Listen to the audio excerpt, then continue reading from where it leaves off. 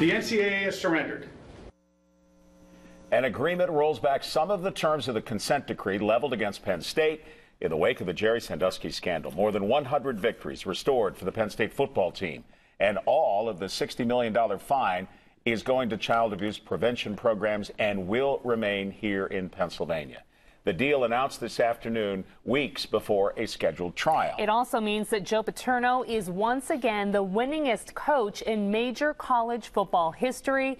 With the very latest on this historic agreement, Jerry Sandusky joins us from outside Beaver Stadium at Penn State. Gary?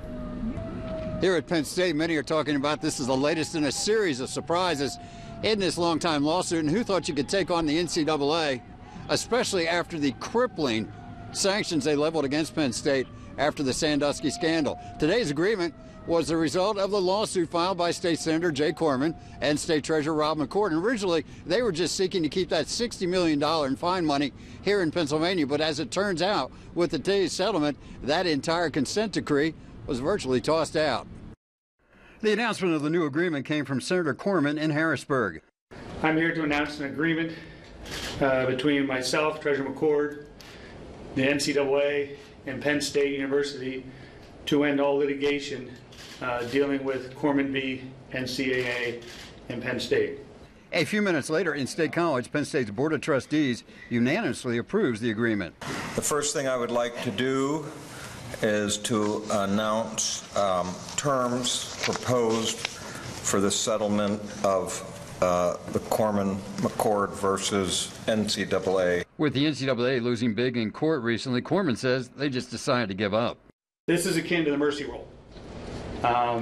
You know, they were way behind in the case, and they didn't wish to continue it, and so they gave in.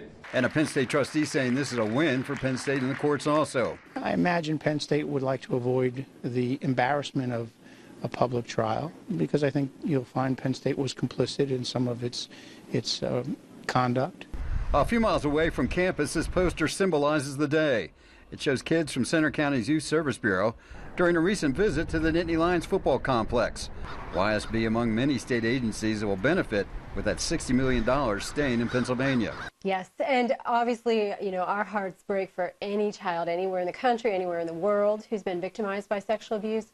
But these are Pennsylvania dollars, and here in Center County and across the Commonwealth, we have learned so much, and we are ready to provide the best possible prevention and the best possible care for child victims. Penn State and the NCAA will enter into a new agreement termed the Athletic Integrity Agreement, which will retain a monitoring program at the university, keeping tabs on the changes in policy and programs in the wake of the Sandusky scandal.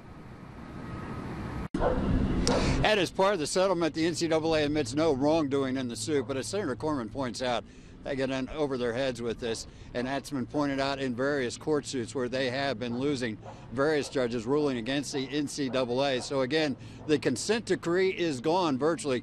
Penn State will still pay that $60 million fine for child abuse prevention programs. That money, though, will stay here in Pennsylvania. And Joe Paterno gets back the 111 victories the NCAA wiped off the books. Joe back with 409 victories for his career. Much more on this story coming up at 6 News. We're live outside of Beaver Stadium, Penn State. Gary Sinderson, 6 News.